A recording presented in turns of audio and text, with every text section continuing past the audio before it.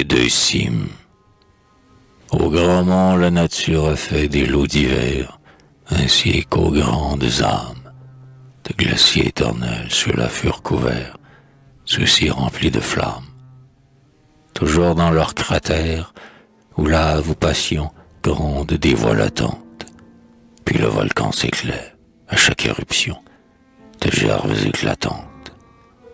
Jamais phare des cieux n'a lui d'un feu pareil. Quand vient la nuit, il semble qu'un astre, ardent rival des splendeurs du soleil, surgit du mont qui tremble. De ses jets flamboyants, il embrase les airs, rougit les eaux voisines. Son front fait envier sa couronne d'éclairs aux jalouses collines. Vers les flots qu'il embrase, en voyant ondoyer ce torrent d'étincelles, on dirait que ce fait est le vivant foyer des clartés éternelles. Mais l'ombre va bientôt couvrir du mont géant la lave refroidie. L'astre éphémère issu du cratère béant n'était qu'un incendie.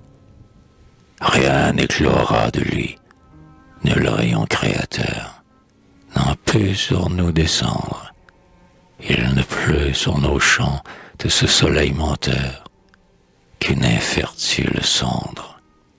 Toi donc, que ces hauteurs ont souvent ébloui, gravis un jour leur cime, tu trouveras, au lieu de l'astre évanoui, la nuit froide et l'abîme.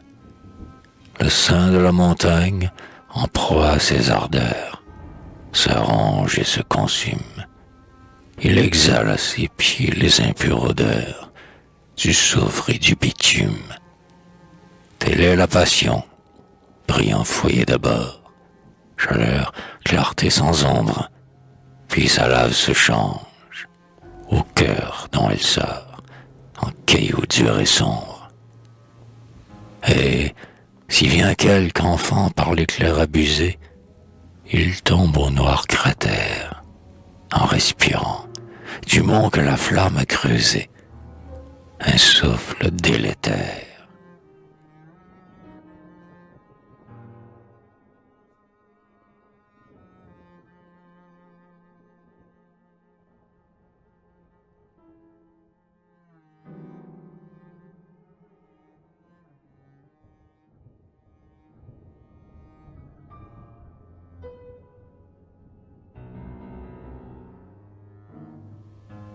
Préfère donc, mon âme, à cette cime en feu, dont l'éclair n'est qu'un piège. Le sommet froid et pur paraît, sous un ciel bleu, d'un long voile de neige. Son rempart de glacier t'épouvantait d'abord, sa froideur te repousse. Mais ses pieds sont fleuris, mais un flot clair en sort et coule dans la mousse. Sitôt que le soleil, de ses lèvres d'amant, portant la vie en elle, rougit sous ses baisers presse doucement les neiges éternelles.